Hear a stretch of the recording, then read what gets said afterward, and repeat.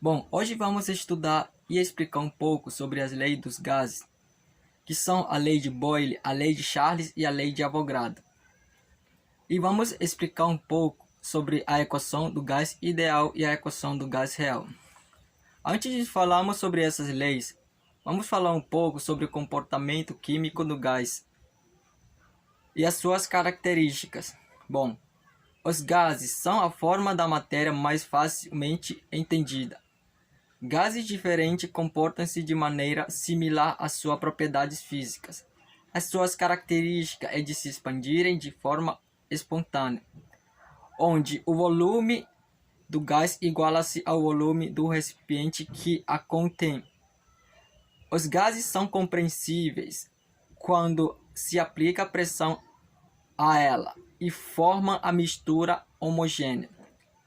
A sua propriedade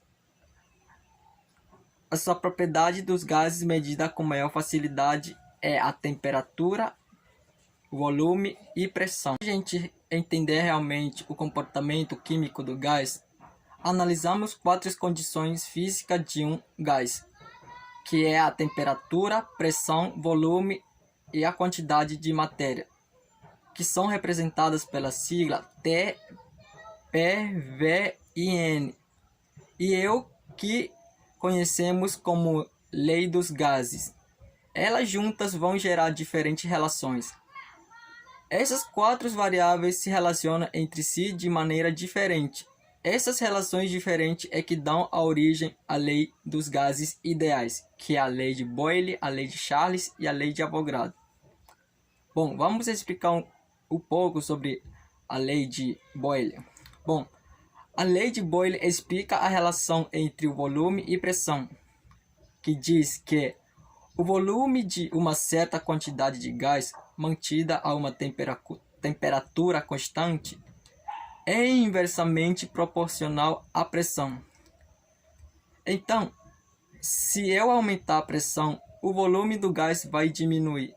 E se eu diminuir a pressão, o volume do gás vai aumentar. Vamos dar um exemplo sobre a lei de Boyle. Nesta garrafa PET vazia, se eu dou uma pressão nela,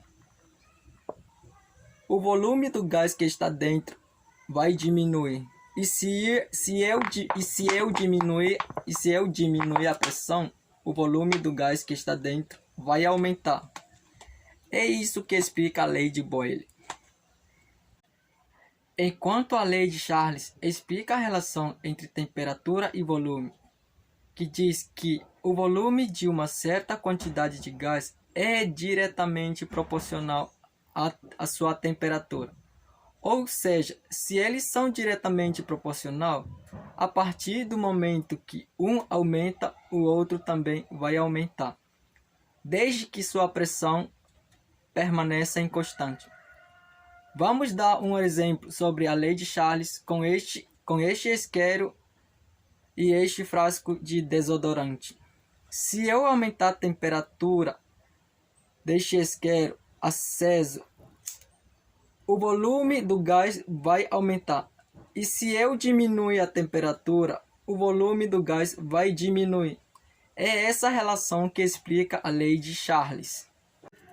E a lei de Avogadro explica a relação entre quantidade de gás e o seu volume, que diz que o volume de gás mantida a sua temperatura e a pressão constante é diretamente proporcional à quantidade de matéria do gás.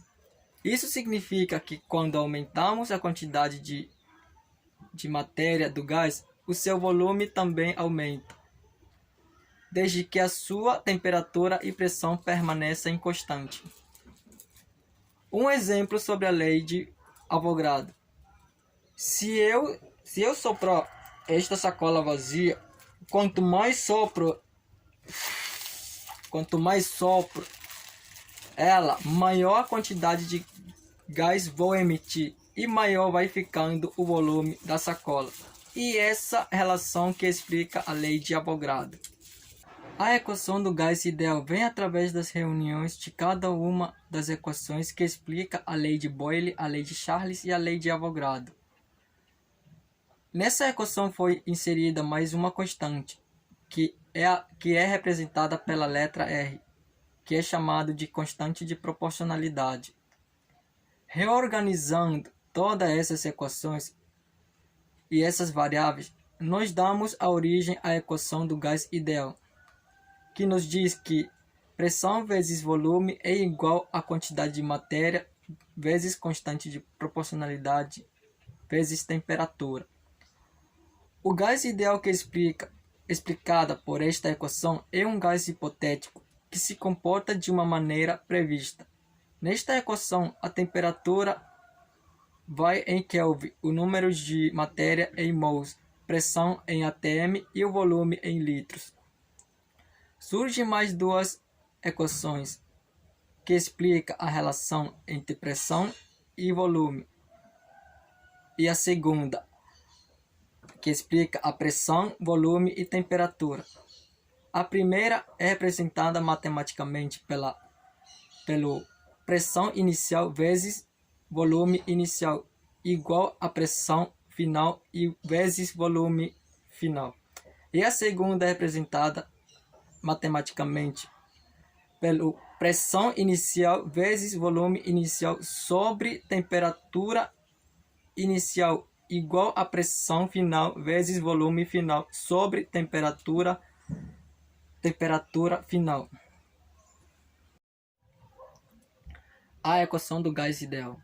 Os gases reais se desviam do comportamento do gás ideal, porque a molécula dos gases ideal não ocupam tanto espaço e também não sofrem atração ou repulsão, como o que acontece com o gás real. Então, os gases reais sofrem modificações em seu comportamento quando aumentamos e diminuímos a pressão e também quando aumentamos e diminuímos a temperatura. Outra coisa muito importante dos gases reais: existem forças atrativas entre essas moléculas, e é isso que difere do comportamento do gás ideal.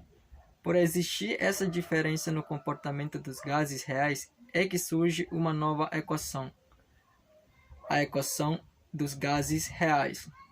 Esta equação dos gases reais é conhecida como equação do Van der Waals. Ela foi desenvolvida para explicar o comportamento do gás real. Nesta equação real é necessário corrigirmos alguns aspectos, onde o volume vai virar finito, ocupando pela molécula do gás real. E surgem também duas constantes, a constante A e B. A constante A refere-se à força em que as moléculas de gás se atraem e a constante B refere-se ao volume ocupado pela molécula do gás.